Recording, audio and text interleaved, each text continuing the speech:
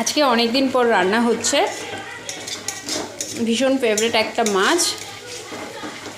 বিয়ের আগে ভীষণ খেতাম আমরা, বাট বিয়ের পর শ্বশুরবাড়িতে তেমন একটা রান্না হতো না, মানে হয়ই না। শ্বশুরমশাই শাশুড়ি মা পছন্দই করেন না। বাট আমার হাজব্যান্ড তার শ্বশুরবাড়িতে যাওয়ার পর যখন এই মাছের টেস্টটা করেছেন, তারপরে তার মানে সুযোগের অপেক্ষায় থাকে কখন বাজারে উনি দেখবেন আর নিয়ে আসবেন। যেহেতু ডেলি বাজার করা হয় না, তাই ডেলি আনে না, মাঝে মধ্যে আনা হয়। তো আজকে অনেক দিন পর রান্না হচ্ছে। এখানে আমি মশলা কষিয়ে নিচ্ছি। এখানে আছে টমেটো, লঙ্কা, আদা রসুন পেস্ট, পেঁয়াজেরও পেস্ট আছে। মশলা কষানো হয়েই এসেছে, জল দিয়ে দেব। কষানো হয়ে গেছে, জল দিয়ে দেব। জল দিয়ে ঢাকা দিয়ে দেব।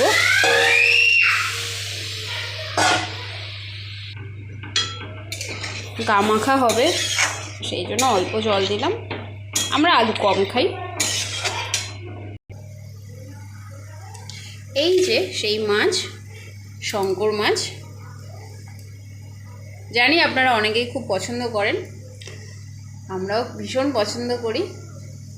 তো ওদিকে ঝোল ফুটে গেছে, এবারে মাছগুলি দিয়ে দেব।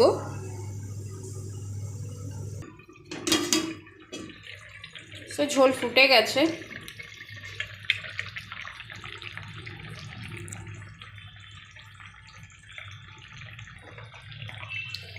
এবার মাছগুলো দিয়ে দেব।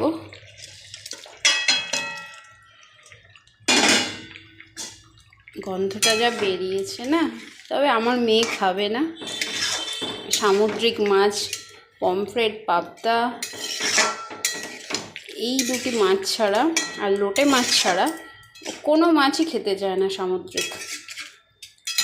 ও অ্যাকচুয়ালি ওর পিসির মতন, ওর পিসিও অনেক মাছ খায় না এই ধরনের, কিন্তু আমি জোর করে ভুলিয়ে ভালিয়ে অনেক মাছ খাওয়াতাম বেচারাকে। শুধু একটাই মাছ চিনত, তিনটে মাছ চিনত, পাবদা, পমফ্রেট আর কাটাপোনা, ব্যাস।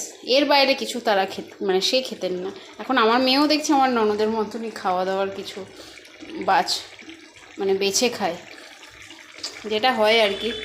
পিসির থেকে কিছু পাবেই ভাইজি ভাইপোরা। ওকে, সো কেমন লাগলো ভিডিও অবশ্যই জানাবেন কমেন্ট বক্সে। আর আমার চ্যানেলটি কিন্তু সাবস্ক্রাইব করতে ভুলবেন না। ভালো থাকবেন সবাই। ধন্যবাদ সবাইকে দেখার জন্য।